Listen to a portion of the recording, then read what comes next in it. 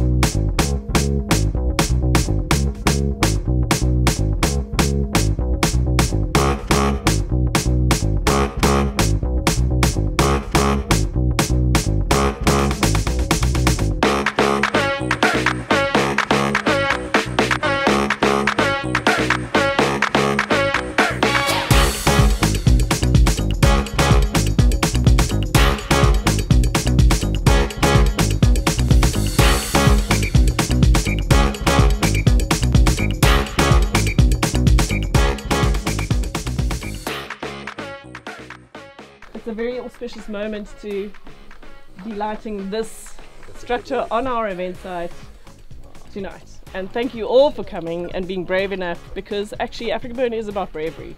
Don't know what the fuck it is, but you come anyway.